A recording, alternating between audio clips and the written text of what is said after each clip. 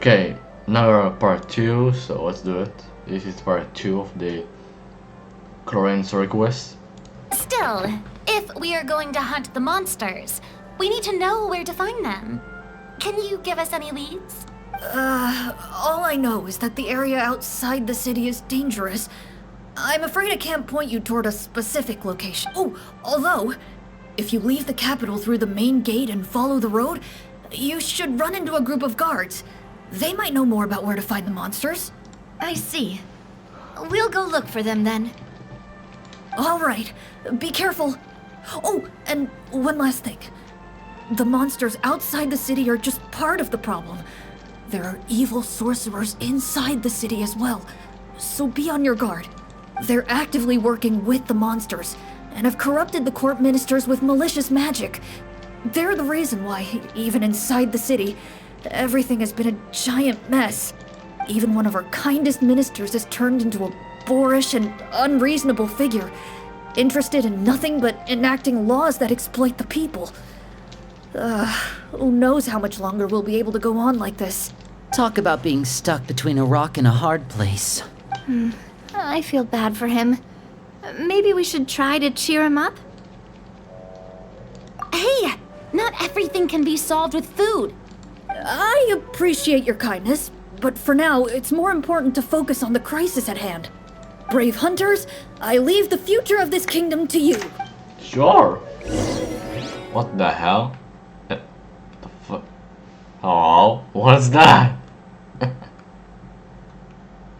Oh, game. Oh. If I understood correctly, there are currently 2 problems in the kingdom that need solving, right? We're still here? Exactly. We need to defeat the monsters outside the city and take down the evil sorcerer stirring up trouble from within. But which problem should we tackle first? Well, this seems like a good moment for a break. Take some time and discuss what you want to do. Let me know when you've made your decision. Okay, sure thing. I really didn't expect the people in the city to keep us at arm's length like that. I totally thought the hunters would be treated like heroes. Well, Clorinde said the script took cues from the real history of Fontaine, right? Maybe the real-life Marachose hunters were also treated like that. I wouldn't say it's a perfect representation of history, but there are definitely some similarities. Sure. As long as it doesn't spoil anything in the script. You brought up bits and pieces of the hunters' history before, but it was all in passing. Paimon wants to know too! The hunters were super powerful, right? Were they all from a special line of supernatural beings or something? Kinda like the yokai in Inazuma? No. All Marachose hunters were ordinary mortal fighters. The only thing that set them apart were the special sword techniques passed down over the centuries. Huh? So you mean anyone could become a Marachose hunter? In theory, yes. All you would need to do is survive the rigorous training and master the swordsmanship techniques required to fight the monsters. Still, most people dropped out at the early stages, and others called it quits the minute they saw a monster in person. To become a hunter, you must be strong in both body and mind. What kind of monsters did the hunters fight exactly? Oh, and the evil sorcerer the script mentions. Did they exist in real life too? The land of Fontaine once played host to an ancient dynasty known as Remuria. After that dynasty fell, monsters began to appear, intent on obstructing humans from establishing a new social order. One of the ancient sorcerers of Remuria used his power to assemble a formidable army of golems. He sought to use that force to establish himself as king. Now wait a second. Don't tell me that guy was the inspiration for the evil sorcerer in the script. We still haven't found any in-game information on him yet. So, why don't you talk about someone else for now? Well, I wasn't planning on going into anything you might be able to find out in the game. But if you want me to talk about something else, then... how about Casiodor, the Golden Hunter? Or Egeria, the ex-Hydro Archon? Wait, but those people are all from a super long time ago. Where did you learn all this, Clorinde? From my master. By master, you mean Miss Petronia? Oh, someone you know? Absolutely. Miss Petronia and my father were good friends. Back in the day, she would often bring Clorinde over to play, but Let's not get off topic. Anyway, back to what I was saying. Responding to Egeria's call, a number of warriors followed Cassiodor into battle against the monsters. This group of warriors, under Cassiodor's leadership, became known as the Marechaussee Hunters. Yet, as Fontaine entered an era of peace, their work gradually became obsolete. The I see. That explains why most of the people in the script have forgotten the hunters or think of them as nothing more than a legend. Is that really a bad thing, though? It can get tough always being the one shouldering everyone's expectations. Depends on who you ask, I suppose. If the name of the organization no longer commands respect, investigative work is bound to suffer. speaking of investigations, which problem should we tackle first? Monsters or evil sorcerer? I vote monsters. That's the main duty of the hunters, right? We can come back to the sorcerer later. Well said, Miss Farina. Plus, if the sorcerers really are the masterminds behind this whole thing, defeating the monsters could give us some clues on their intentions as well. What about you, partner? What do you think?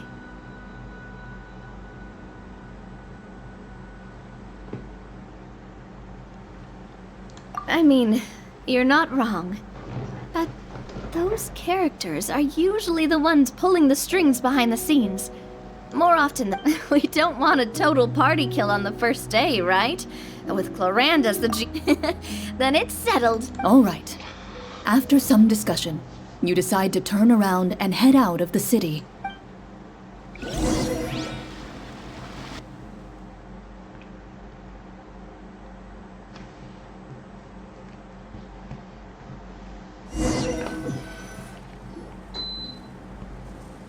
I need a little bit better. Let's take a look around, like that guy said. You there! Outsiders, halt! Who's there? An armored man approaches you. He has a tall, muscular build and a determined expression in his eyes. Just one look, and you can tell he's fought in his fair share of battles. Although he's trying his best to conceal his current state, his uneven gait and the sweat dripping down his forehead make it obvious that he's been wounded and is in serious pain. I'm the captain of the guard. I saw you sneaking around the city earlier, so I'll only ask this once. State your purpose, or it's off to the dungeons for the lot of you. Wow, it's been a while since someone's been this suspicious of us. I said talk, not whisper between yourselves. Have you ever heard of the Marechaussee Hunter? Marechaussee Hunters? Ha! That fairy tale, you mean? What, do you expect me to believe you're one of them?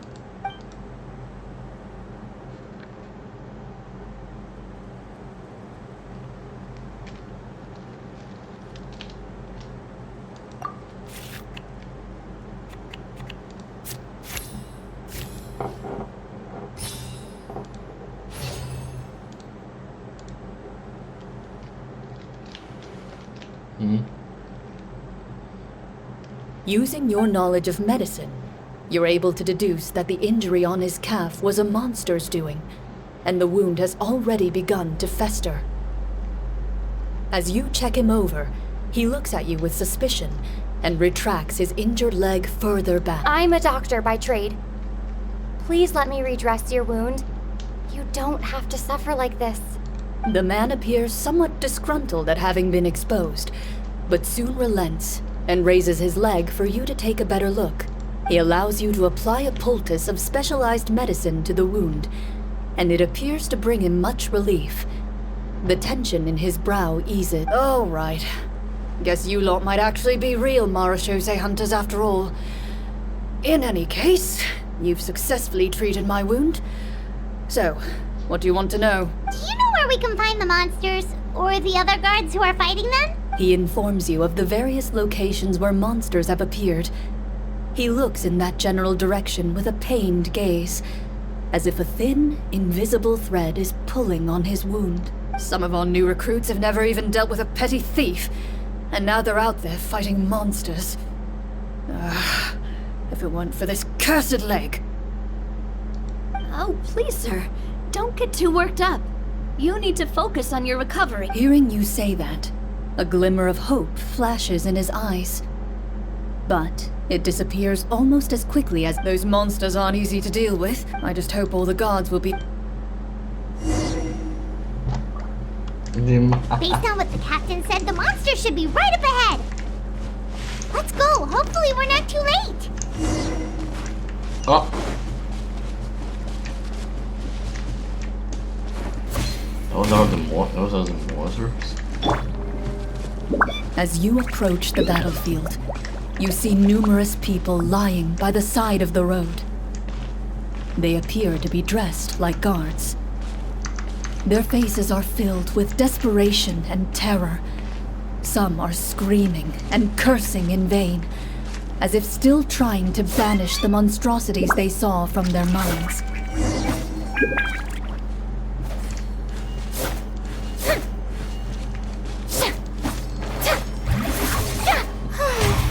Wait, what? A few of the wounded look up at you in shock and disbelief. Quick, leave this place. Turn around and don't look back, they yell.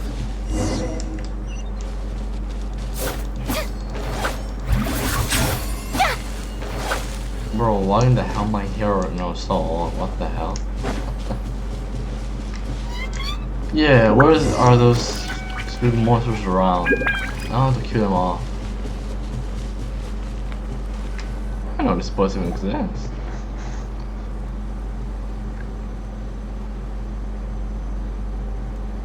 This is the place he mentioned, right? You see broken iron swords scattered all around you, and downed trees riddled with terrifying claw marks.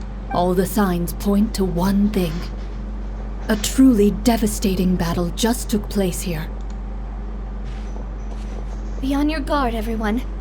The monsters might still be around. Before you can finish your sentence, you hear rustling sounds from the surrounding bushes. The monsters have emerged. Not those monsters. They close in on you without fear. You get the impression that, in their bloodthirsty eyes, you're just another meal for them to devour. A little help here! This thing wants to eat Paimon! Your battle round begins. Now. Bro, what the fuck?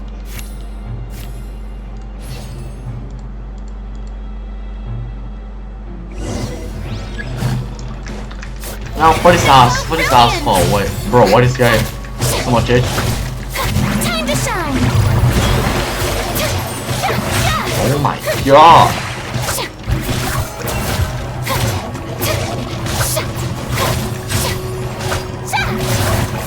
I have now 43 HP.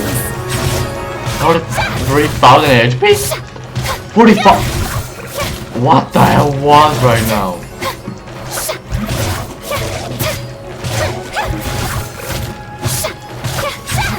On. How brilliant! On. The next battle round begins now. Oh fucking hell! This. No, this is right. Wait, I'm Let's get this show on you. And voila! Navia, your turn now. Coming at ya!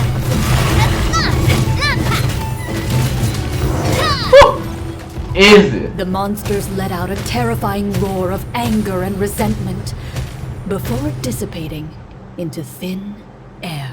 Let's go, boy. Thank goodness it's over. We're lucky the Marechaussee Hunter class came with all those preset skill points. Otherwise, we would have been in some real trouble. I never knew the Fatometer even determines the amount of damage you inflict. If you get unlucky, That's part of the fun. The uncertainty of fate. Just as you begin to celebrate your victory, a suspicious lump on the ground catches your attention. A suspicious lump.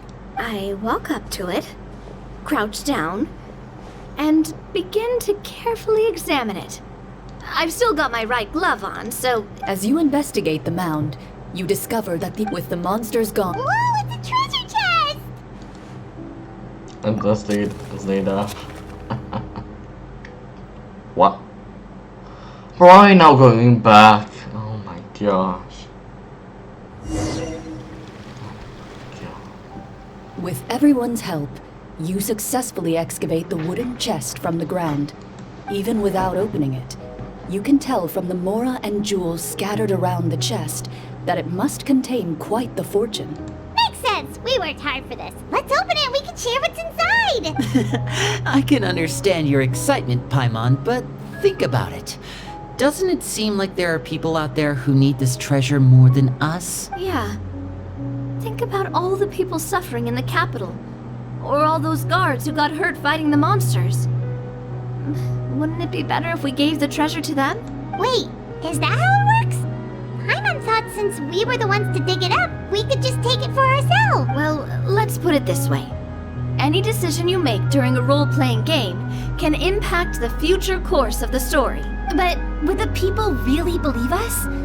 It's hard enough for us to prove we're Marchese hunters. What if they think we procured the treasure illegally? They might get even more suspicious of us. That's definitely something we should consider. Maybe we can come up with an explanation in advance. Well, if donating it could cause that much trouble, why don't we use it to buy some gear and fill up on good food? Then we'll be ready to fight even more bad guys. Looks like you're facing a difficult choice once again. Well, it's getting late. Why don't we call it a day for now? Wow, where did the time go? I'm not sure if it's because I'm having so much fun with you all or because the story is particularly enticing, but I feel like I could almost keep going. Here, here. Ooh, how about we play through the night? I'm not sure I'll have enough energy for that. Yeah, that won't work for me either. Lynette will give me an earful if I get home too late. I understand how you feel, Navia, but we have to change venues for the next part of the story anyway. Huh? Another location? Nah. There's a special note for the GM at the end of this section that says to proceed to an indoor set for the next part of the script. Whoa, they really pulled out all the stops for this new script. Well, even if we end the game for the day, we can still stay a little longer and hear Clorinde finish her story, right? Paimon wants to hear more about the history of the hunters. Something tells me you just want to finish the free desserts before we break for the day. That's just a coincidence, okay? Besides, to Paimon, not finishing free food feels even worse than having to buy her own. And anyway, Paimon really does want to hear more about Clorinde's master. Well...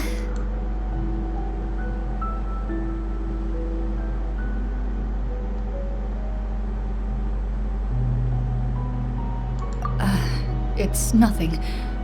I appreciate the concern, but it's all in the past. It won't do any harm to share these things now.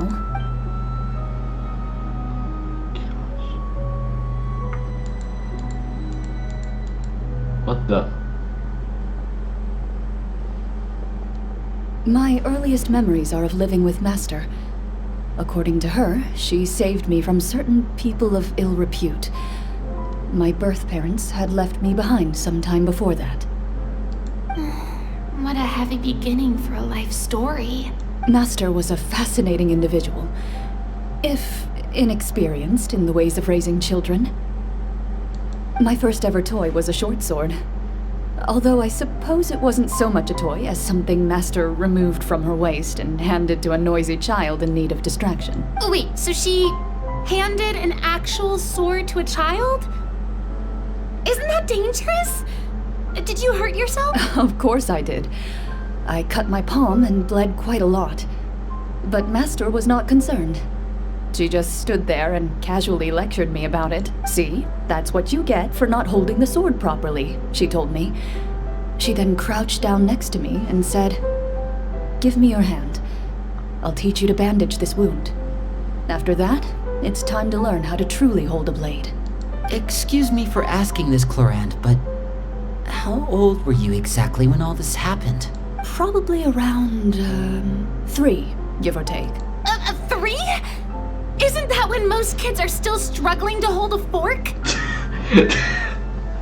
As I said, Master was rather inexperienced in the ways of raising children. She believed trial and error was the best way to teach a child what they're capable of. I'm not so sure this is a question of experience. I didn't see anything wrong with her ways at the time. And anyway, children don't get to choose how they're raised. Oh, she did bring me back a pet from Liyue once. It was a Geovishap hatchling. A Geovishap hatchling? For a pet? That seems even more dangerous. What she said was this: make sure to get along, you two. If you really can't agree on something, just settle it with a fight. Whoever loses is the real pet. And how old were you when this happened? 5. Five! Did she win? No, I lost. So you're saying you actually became the Geovishap's pet? Yes, but only for a week. By the end of that week, I defeated it in combat. That really doesn't sound like the kind of childhood someone should have. Later on, I gradually understood that Master most likely didn't know any other way to raise a child. She was a marechaussee hunter, but I never heard her bring up her own parents. Thanks to her, I learned how to navigate the forest by the age of 6, and could hunt monsters in the wild by myself the year after that. Even though the training she subjected me to was strict, she always made sure to take me traveling when she had the time. We met many of her friends during those days. That was also how I met Mr. Callis and his family. I still remember the first time we met. You were too scared to join our picnic and hid behind Ms. Petronia the whole... I still hadn't really met many children my age at that time, so I didn't know how to interact with others. After that, though, you started coming over a lot. You loved challenging people to shooting competitions, remember? I don't think many members of the Spina ever beat you in one of those. I had a lot of fun during those days. I enjoyed them too. Oh, do you remember that one time we went exploring around the Spina together? We overheard Papa call your master Fontaine's Protector of Justice. We tried to pretend like we never heard anything, but you nearly let it slip that one time. Protector of Justice? Oh, wait, you mean that vigilante hero from 20 years ago? The one who was always active at night? Yep, that would be her. She often would put on a black cloak and go out at night. I never knew where she went or what she was doing. Until, like Navia said, we... 20 years ago, huh? I still remember the guards leaving all kinds of witness reports about her on Nervalette's desk. My apologies. Oh, there's no need to apologize. You had nothing to do with it. And anyway, everything she did was for a good cause. Although, calling herself the Protector of Order was a bit much. Especially when she deliberately operated outside the law. Huh? When did the Protector of Justice become the Protector of Order? Oh, she had a bunch of code names. I heard she would just come up with a name on the spot whenever she was asked. Later on, she probably got sick of answering those questions and decided to stick to just 2. The Protector of Justice and the Protector of Order. That sounds like her, all right. I bet she forgot which of the 2 she'd use by the time she got back each night. Well, she certainly sounds like a fascinating individual. With her strong sense of justice, it's no surprise her student followed in her footsteps. It's true. I always wanted to become like her. Someone powerful, independent, and with a strong sense of conviction. But... she suddenly disappeared the night I turned 10 years old. Disappeared? What happened? I have no idea. She didn't even leave a note. I was never able to find out where she went. That night, I was celebrating my birthday at Navia's house. But Master never came to pick me up. When I returned home on my own, it was to an empty house. When she still didn't appear after a few days, I went to Mr. Callis's house to ask about her whereabouts. But he only shook his head. Papa probably didn't know either. I know he sent a few people to investigate the matter in secret, but they never found any credible leads. Don't worry, I understand. To be perfectly honest, given Master's personality and way of doing things, it all made a lot of sense. If I had to guess, I'd say she probably used it as an opportunity to force me to become independent. Just like how, when a litter of kittens reaches a certain age, the mother willingly leaves them behind. Were you upset, Clorinde? I was at first, but not anymore. I don't believe Master would suddenly disappear for no reason. There must have been something she just had to do. Well, despite everything, you still managed to follow in her footsteps and become the greatest champion duelist in all of Fontaine. You're practically a living symbol of law and justice. I suspect my position would be far too by the books for her. Master always did whatever she pleased. But you're right. I suppose I do take after her in some ways. Who knew Clorinde had such an interesting past? I never had the chance to ask her about it before. And I wonder if Clorinde's master were the champion duelist back then, would that duel against Mr. Callus have gone differently? Oh no. Judging by the atmosphere, Clorinde and Navia are probably thinking something similar. The mood just got super awkward all of a sudden. Well, anyway. Would you look at the time? It's getting dark, so we should probably call it a day for real this time. If we keep talking like this, we really will be here all night. I had a great time today, Miss Clorinde. Thank you for being our GM. Anytime. The script was good, but I've got to say, your childhood stories were even better. Hey, you should tell us more about that fight against the Geo-Bishop sometime. Maybe your master was onto something. You could be right. What does she mean, onto something? I certainly don't know any 5-year-olds who want to fight a bishop in their spare time. Guess I'll head back as well. I need to save my energy if I want to continue enjoying the story tomorrow. You're that excited to hear about my fight with the bishop? I was talking about the script. Looks like everyone's here. Now, before we begin, why don't we finish where we left off yesterday? There was an important decision to be made, yes? I'll pour everyone a cup of tea. Is that really the most important part, though, Clorinde? Paimon's more concerned about our current surrounding. Heavy walls, cold railings, dim lights. This is obviously supposed to be a prison. I admire the work put into the set. So the set is... Unfortunately, that... Anyone think Clorinde's... Well, whatever happens, we'll just have to push on. If we're worried about arousing suspicion because of our... Yeah, it might be... Staring at me won't get you anywhere. Or did you want some more... Paimon's good. Hey, why aren't you saying anything, Navia? Wait. Oh, this is the short sword Clorinde mentioned last night. Huh. I'm surprised you managed to track it down after all this time. Well, I made sure to take good care of it. Considering the... Anyway, well, it's only a... Alright, Paimon may have wanted to keep it, but if it's going to land us in prison somehow, Paimon will be... So, you've reached an agreement? Oh, and we'll collect them... All right. You collect the treasure and make your way back to the capital with your bag of loot in hand. We are going to do this one again.